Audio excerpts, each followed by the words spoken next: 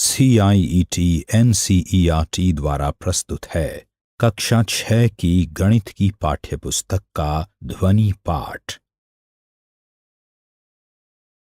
अध्याय 1 अपनी संख्याओं की जानकारी।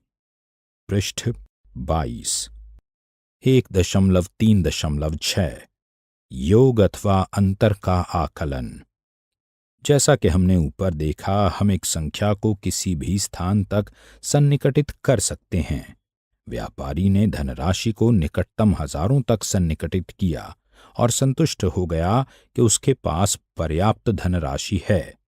इसलिए जब आपको किसी योग अथवा अंतर का आकलन करना है, तो आपको ये पता होना चाहिए कि आप क्यों सन्निकटित कर रहे हैं और इसलिए किस स्थान तक आपको सन्निकटित करना है।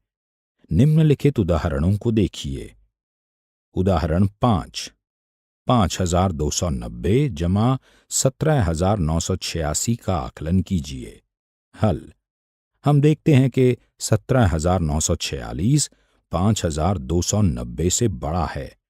हम निकटतम हजारों तक सन्निकटित करते हैं। 17,986 सन्निकटित होता है 18,000, 5,290 सन्निकटित होता है 5,000, तो आकलित योग हुआ 23,000। क्या ये विधि काम करती है? आप यथार्थ उत्तर ज्ञात करके जांच कर सकते हैं कि ये आकलन विवेकपूर्ण है या नहीं। उदाहरण 6, 5,673 घटा 436 का आकलन कीजिए। प्रारंभ में हम हजारों तक सन्निकटित करते हैं। क्यों? 5,673 सन्निकटित होता है 6,000, घटा 436 सन्निकटित होता है 0। आकलित अंतर 6,000। यह विवेकपूर्ण आकलन नहीं है। यह विवेकपूर्ण क्यों नहीं है? निकटतम आकलन प्राप्त करने के लिए आइए प्रत्येक संख्या को निकटतम 100 तक सन्निकटित करने का प्रयत्न करें। पृष्ठ 23। 5,673 सन्निकटित होता है 5,700, घटा 436 सन्निकटित होता है घटा 400। आकलित अंतर है 5,300। ये एक अच्छा और अधिक अर्थपूर्ण आकलन है। 1.3.7 आकलन करना। गुणनफल। हम गुणनफल का किस प्रकार आकलन करते हैं? 19 गुना 78 के लिए आकलन क्या है? स्पष्ट है कि यह गुणनफल 2000 से कम है। क्यों? यदि हम 19 का निकटतम दहाई तक मान निकालें तो हमें 20 प्राप्त होता है, और फिर 78 का निकटतम दहाई तक मान निकालें तो 80 प्राप्त होता है। अब 20 गुणा 80 बराबर 1600 है। 63 गुणा 182 को देखिए। यदि हम दोनों संख्याओं का निकटतम 100 तक का मान निकालें तो हमें 100 गुणा 200 बराबर हुआ 20,000 प्राप्त होता है। ये वास्तविक गुणनफल से बहुत अधिक है। इसलिए अब हम क्या करें? एक अधिक विवेकपूर्ण आकलन ज्ञात करने के लिए हम 63 और 182 दोनों को निकटतम दहाई तक सन्निकटित करते हैं। ये क्रमशः 60 और 180 हैं। इसे हम 60 गुणा 180 अर्थात 10,800 प्राप्त करते हैं। ये एक अच्छा आकलन है, परंतु यह इतनी जल्दी प्राप्त नहीं होता है। यदि हम 63 को निकटतम दहाई तक 60 लें और 182 को निकटतम 100 तक 200 लें तो हमें 60 गुणा 200 यानी 12,000 प्राप्त होता है। ये गुणनफल का एक अच्छा आकलन है और जल्दी भी प्राप्त हो जाता है। सन्निकटन का व्यापक नियम यह है कि प्रत्येक गुणा की जाने वाली संख्या को उसके सबसे बड़े स्थान तक सन्निकटित कीजिए और सन्निकटित संख्याओं को गुणा कर दीजिए। इस प्रकार उपरोक्त उदाहरण में हमने 63 को दहाई तक और 182 को 100 तक सन्निकटित किया है। अब उपरोक्त नियम का प्रयोग करके 81 गुणा 479 का आकलन कीजिए। 479 सन्निकटित होता है 500 के, 100 तक सन्निकटित। 81 सन्निकटित होता है 80 के, दहाई तक सन्निकटित। अतः आकलित गुणनफल हुआ 500 गुणा 80 बराबर 40,000 है। प्रयास कीजिए। निम्नलिखित गुणनफलों का आकलन कीजिए। ए 87 गुणा 313, बी 9 गुणा 795, सी 898 गुणा 785, डी 998 गुणा 387। ऐसे ही 5 और प्रश्न बनाइए और उन्हें हल कीजिए। आपके लिए आकलनों का एक महत्वपूर्ण उपयोग ये है कि आप अपने उत्तरों की जांच कर सकते हैं। मान लीजिए आपने 37 गुणा 1889 ज्ञात किया है, परंतु आप निश्चित नहीं हैं कि उत्तर सही है या नहीं। पृष्ठ 24। इस गुणनफल का एक तुरंत यानी जल्दी प्राप्त होने वाला और विवेकपूर्ण आकलन 40 गुणा 2000 यानी 80,000 है। यदि आपका उत्तर 80,000 के निकट है तो संभवतः आपका उत्तर सही है। दूसरी ओर यदि यह 8,000 या 8 लाख के निकट है तो आपके गुणा करने में अवश्य ही कुछ गलती हुई है। प्रश्नावली 1.3। 1.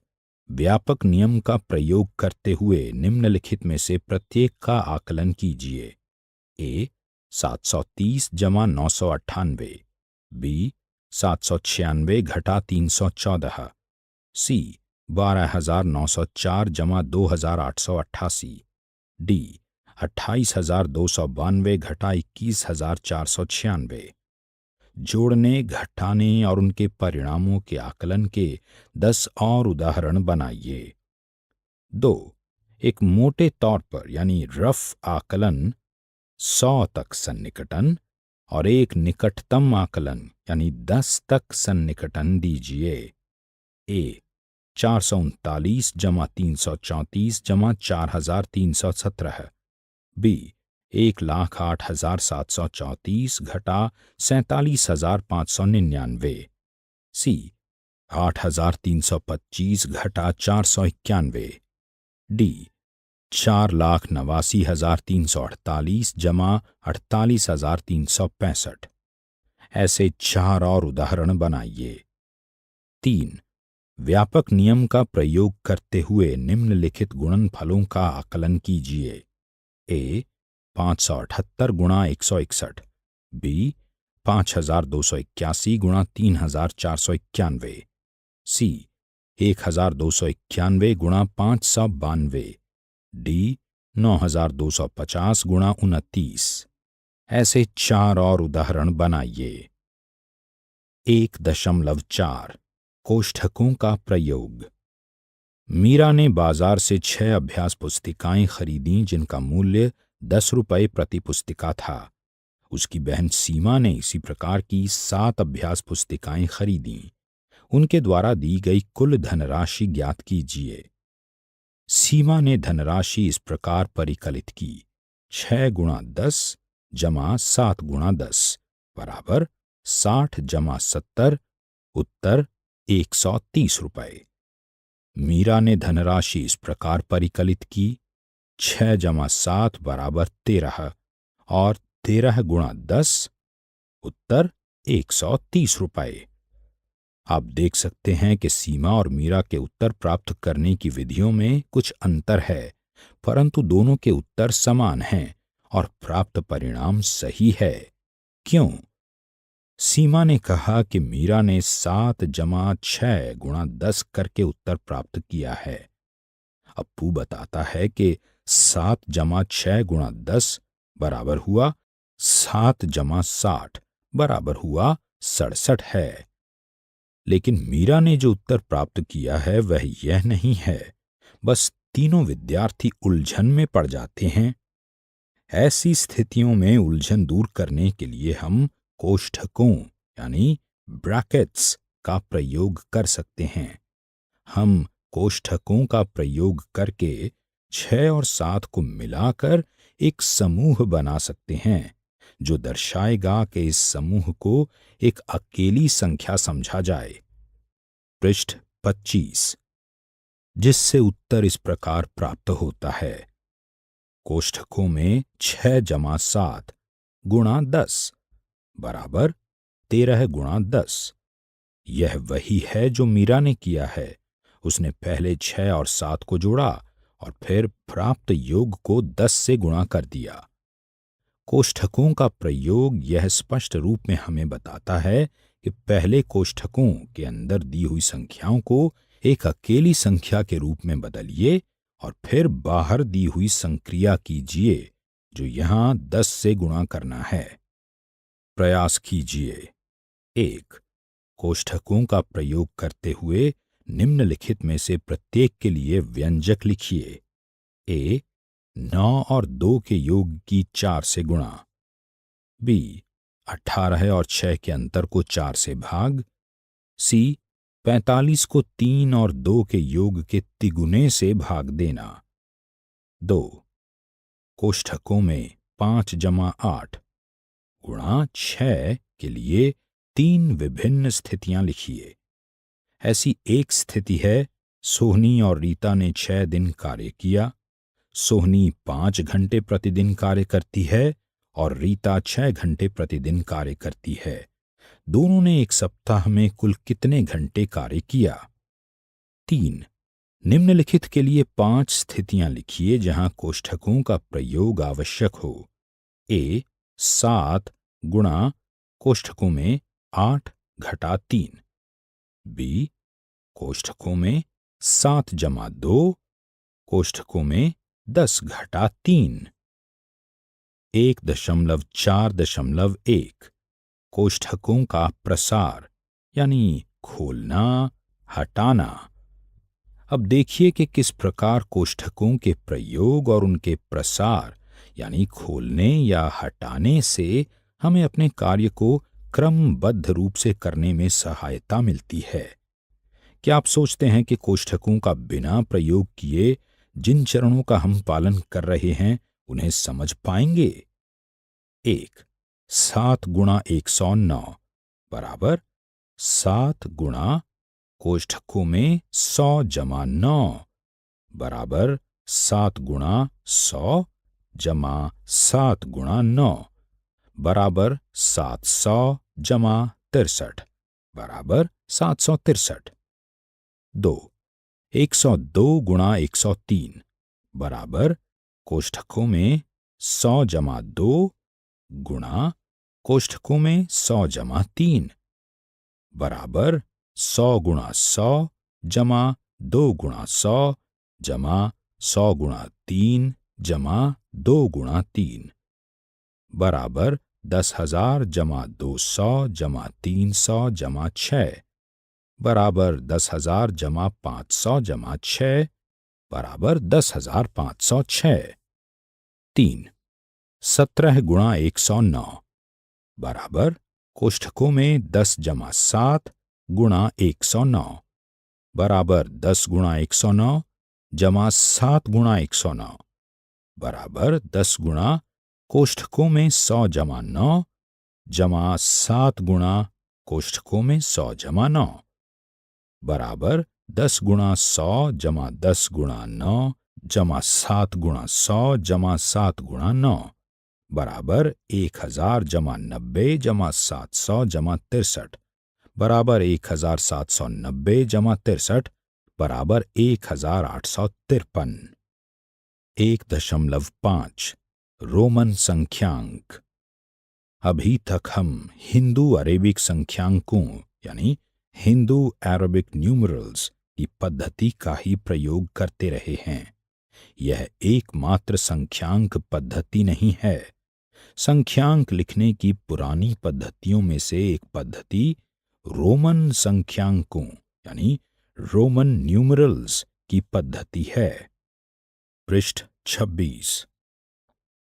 यह पद्धति अभी भी अनेक स्थानों पर प्रयोग की जाती है। उदाहरणार्थ, हम घड़ियों में रोमन संख्यांकों का प्रयोग देख सकते हैं। इनका प्रयोग स्कूल की समय सारणी में कक्षाओं के लिए भी किया जाता है, इत्यादि। यहाँ हमें एक घड़ी का चित्र दिखाई दे रहा है जिसमें रोमन संख्यांकों का प्रयोग किया गया है। ऐसे 3 और उदाहरण ज्ञात कीजिए जहां रोमन संख्यांकों का प्रयोग होता है।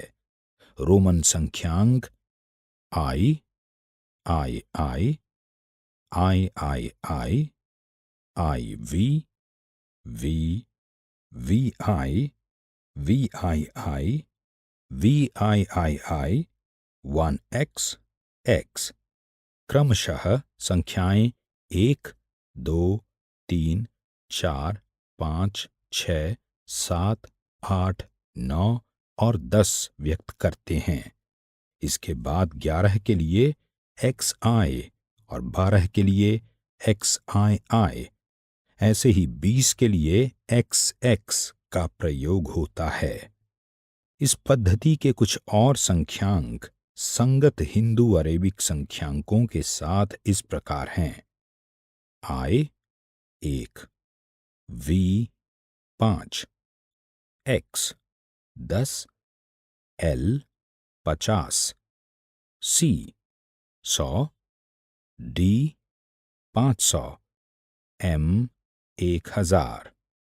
इस पद्धति के नियम इस प्रकार हैं: A, यदि किसी संकेत की पुनरावृत्ति होती है तो जितनी बार वो आता है उसका मान उतनी ही बार जोड़ दिया जाता है, अर्थात आई आई बराबर 2 है, एक्स एक्स बराबर 20 है और एक्स एक्स एक्स बराबर 30 है। बी, कोई संकेत 3 से अधिक बार नहीं आता है, परंतु संकेतों V, L और D की कभी पुनरावृत्ति नहीं होती है। सी, यदि छोटे मान वाला कोई संकेत एक बड़े मान वाले संकेत के दाईं ओर जाता है तो बड़े मान में छोटे मान को जोड़ दिया जाता है, जैसे Vi बराबर 5 जमा 1 बराबर 6, Xii बराबर 10 जमा 2 बराबर 12, LXV बराबर 50 जमा 10 जमा 5 बराबर 65। डी, यदि छोटे मान वाला कोई संकेत बड़े मान वाले किसी संकेत के बाईं ओर आता है तो बड़े मान में से छोटे मान को घटा दिया जाता है, जैसे IV बराबर 5 घटा 1 बराबर 4, IX बराबर 10 घटा 1 बराबर 9, XL बराबर 50 घटा 10 बराबर 40, XC बराबर 100 घटा 10 बराबर 90। ई, संकेतों V, L और D को कभी भी बड़े मान वाले संकेत के बाईं ओर नहीं लिखा जाता है, अर्थात V, L और D के मानों को कभी भी घटाया नहीं जाता है। संकेत I को केवल V और X में से घटाया जा सकता है। संकेत X को केवल L, M और C में से ही घटाया जा सकता है। पृष्ठ 27। इन नियमों का पालन करने से हमें प्राप्त होता है: 1 बराबर I, 2 बराबर II, 3 बराबर III, 4 बराबर IV, 5 बराबर V, 6 बराबर VI, 7 बराबर VII, 8 बराबर VIII, 9 बराबर IX, 10 बराबर X, 20 बराबर XX, 30 बराबर XXX, 40 बराबर XL, 50 बराबर L, 60 बराबर LX, 70 बराबर LXX, 80 बराबर LXXX, 90 बराबर XC, 100 बराबर C। ए, उपरोक्त सारणी में छूटी हुई संख्याओं को रोमन पद्धति में लिखिए। B, X X X X, V X, I C, X V V इत्यादि नहीं लिखे जाते हैं। क्या आप बता सकते हैं क्यों? उदाहरण 7। निम्नलिखित को रोमन संख्यांकों में लिखिए। ए 69, बी 98। हल। ए 69 बराबर 60 जमा 9 बराबर कोष्ठकों में 50 जमा 10 जमा 9 बराबर एल एक्स जमा आई एक्स। इसलिए 69 बराबर एल एक्स आई एक्स। बी 98 बराबर 90 जमा 8 बराबर कोष्ठकों में 100 घटा 10 जमा 8 बराबर एक्स सी जमा वी आई आई आई। इसलिए 98 बराबर x C we I I आई। प्रयास कीजिए। रोमन पद्धति में लिखिए। 1 73, 2 92। हमने क्या चर्चा की? 1. दो संख्याओं में वही संख्या बड़ी होती है जिसमें अंकों की संख्या अधिक होती है। यदि दोनों में अंकों की संख्या समान है तब हम उनके सबसे बाएं स्थित अंकों की तुलना करते हैं और जिस संख्या में ये अंक बड़ा होगा वही बड़ी भी होगी। अगर ये अंक भी समान है तब हम इसी प्रकार अंकों की तुलना करते जाते हैं। 2. दिए गए अंकों से संख्या बनाते समय ध्यान रखना चाहिए कि संख्या को किन प्रतिबंधों के साथ बनाना है। जैसे अंकों 7, 8, 3 व 5 से किसी भी अंक को बिना दोहराए 4 अंकों की बड़ी से बड़ी संख्या बनाने के लिए सबसे बड़े अंक 8 को सबसे बाईं ओर रखना होगा और फिर उससे छोटे अंक रखते जाएंगे। 3.